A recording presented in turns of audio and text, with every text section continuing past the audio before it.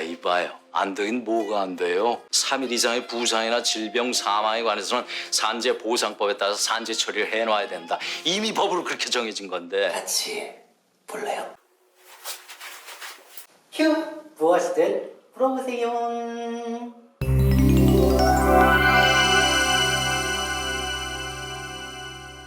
이제 산재가 실질적으로 발생이 됐어요. 네, 다쳤습니다.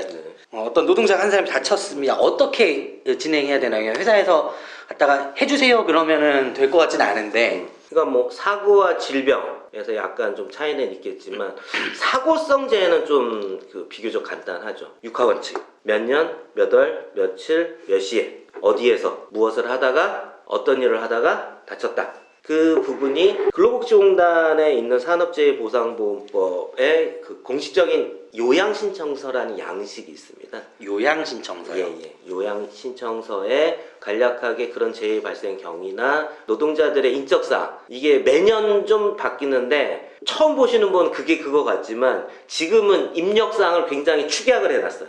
요양신청서에. 그러니까 노동자들한테 접근성을 좋게 해준 거죠. 또 하나는 과거에는 사업주 날인이라 그래서 요양신청서가 있으면은 이쪽에는 사업자 도장을 받고 이쪽에는 노동자의 도장을, 이런 양식이었는데 현재는 요양신청서에 사업주 날인이 빠져 있습니다. 그래서 사고 발생 경위와 뒤에 말씀드렸듯이 그 요양신청서에는 상병명하고 어떠한 그 치료가 필요하다라는 의사의 소견이 같이 들어가는 그 서류를 접수를 하게 되면요, 근로복지공단에서 구체적인 조사를 합니다. 사고성 재해 같은 게 현장 조사가 원칙인 거고요. 물론 질병도 마찬가지고요. 각각의 재해 조사를 하고 재해 조사에 따라서 사업장 관할 지사에서 업무상 재해냐 아니냐라는 판단을 하는 거고요. 무엇이든 물어보세요. 예전에는 사장님들이 허락을 해줘야지 됐던 거를 이제는 신고하는 절차에서는 예전처럼 허락받을 필요는 없어졌다로 이해하면 되는 거죠? 정확하게는 요양 신청이고요. 네. 그러니까 어떤 효과가 있었냐면은 사용자 입장에서는 사용자가 인정해주지 않으면 업무상 재해가 되지 않아 라는 효과를 가지고서 산재를 은폐하는 악영향이 있었고, 노동자 입장에서는 사용자가 인정하지도 않는데 이거를 업무상 재해로 신청했을 때 될까 안 될까 라는 또 두려움, 사업주 날인 제도가 악용되어지는 거예요. 사용자가 업무상 재해라고 주장을 한들, 네. 노동자가 업무상 재해라고 주장을 한들 판단은 누가 하겠습니까? 공단에서. 근로복지공단에서 하는 거잖아요. 그러니까 그 벽을 허물어 준 거죠. 어떻든 서류를 넣으면은 업무 관련성 있는지 여부는 우리 근로복지공단에서 판단하겠다. 잘 된 거네요. 그러니까 좀 더. 그렇죠. 그걸 노동계에서 어마무시하게 오랜 기간 요구를 했었고, 그게 일단 노동행정 차원에서 완화가 된 부분이라고 좀 보시면 돼요. 간만에 우리 행정부 일 잘했네요. 그거는. 무엇이든 물어보세요. 질병판정위원회라는 게 있는 걸로 알고 있어요. 네. 뭐, 예를 들어서 제가 예를 들어 손목을 이제 이전에 질병으로 판정을 받았었는데 일하다가 보니까 또 다시 안 좋아졌어요. 네. 요거를 똑같은 이유로 다시 인정을 받을 수도 있는 건지. 예. 그리고 또 이제 반올림으로 대표되는 그 직업병 관련돼서 또 질병의 하나로 이제 되는 거잖아요. 뭐 그런 경우에 승인 절차가 아까 일반 산재, 사고 산재랑은 좀 다르다고 하셨거든요. 그러니까 육하원칙의 이거에서 말씀드렸다면 이런 것들은 대강 어떤 식으로 처리 절차가 되는 거죠? 그러니까 업무상 질병이라고 본다면은 우리가 좀 몇 가지 이제 꼭지를 좀 뽑아볼 수 있는 게, 계속 반복적으로 무리한 힘이 가해지는 동작을 계속 한다 말씀드렸죠. 계속 쓴다. 이걸 갖다 비트는 작업을 계속 한다 그러면 어디가 아플까요? 손목이 아프겠죠. 그 거칠게 표현하면 뼈 빠지게 일하면은 뼈가 빠지는 거예요. 이게 제가 좀 거칠게 표현하는데 그게 근골격계 질환입니다. 미치게 일하면 어떻게 될까요? 돌겠죠. 그러니까 업무와 관련돼서 육체적, 정신적 스트레스, 특히 정신적 스트레스가 강화되어졌을 때 직업성 정신질환이 굉장히 늘어나고 있어요. 그러니까 이것도 하나의 질병인 거죠. 산업재해보상법에서 자해행위라는 표현을 씁니다. 지금 언론에서는 극단 선택, 그러니까 우리가 통상적으로 자살이라는 표현을 하죠. 직업성 정신질환 또는 직업성 정신질환이 없거나 요양을 받다가 자해행위로 연결되어지는, 그러니까 이런 유형이 또 하나가 있고요. 뇌심혈관계 질환, 과로사라고 들어보셨죠? 이런 유형이 또 하나가 있고요. 아까 말씀드렸던 반올림 같은 경우에는 직업성 암입니다. 기타 분류되지 않은 질병들이 있어요. 산업재해보상표에 있는 기준에 따른 각각의 상병 이외에 우리가 모르는 질병이 있잖아요. 그런 것도 포괄적으로 해서 업무와 관련된 질병이 발생되면은 이게 업무상 재해냐 아니냐를 판단하게 되는 거고 마찬가지입니다. 요양 신청서를 접수하는 건 마찬가지인 거고 근로복지공단에서 현장 조사를 통해서나 또 재해 조사, 작업 공정 여러 가지 조사를 하고 만약에 직업성 암 같은 경우에는 직업병 연구소에서 또 이제 추가적으로 조사를 할 수도 있고요. 근데 최종적인 판단은 업무상 질병 판정위원 심의기구가 있어요. 근로복지공단에서 별도로 운영하는 그러니까 굉장히 독립적이고 전문적인 기관을 운영하겠다라는 거죠. 각각 분야별 전문가들이 들어가서 그래서 최종적으로는 질병판정위원회 심의를 거쳐서 업무상 재해 여부가 결정되어지는. 아까 그 거칠게 얘기해서 직업- 미친다라고 예. 말씀하셨는데 감정노동을 하신 노동자분들 예를 들어서 콜센터라든지 뭐 그런 분들도 스트레스성에 대한 질병도 인정받을 수 있다라는 거군요. 물어보세요.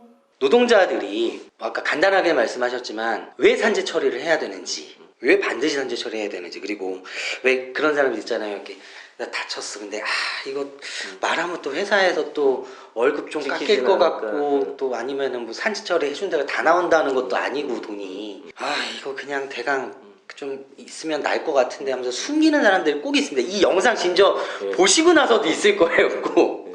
네.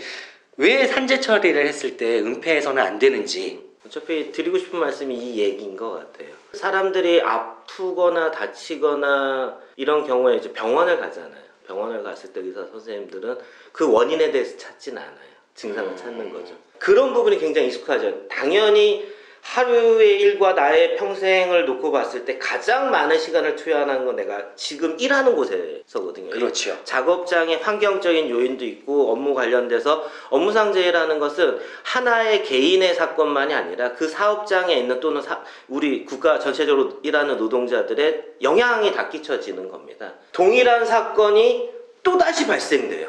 계속해서 반복. 예, 내가 아니더라도 다른 사람한테. 근데 사용자 입장에서 그 얘기를 합니다. 우리 사업장에서는 이런 질병이 발생된 적 없어. 이런 사고가 발생된 적 없어. 왜겠어요? 사고가 발생된 건 공상 처리에서 은폐했죠. 질병이 발생된 거는 악화되기 전에 퇴사시킵니다. 이런 경우가 되게 많아요.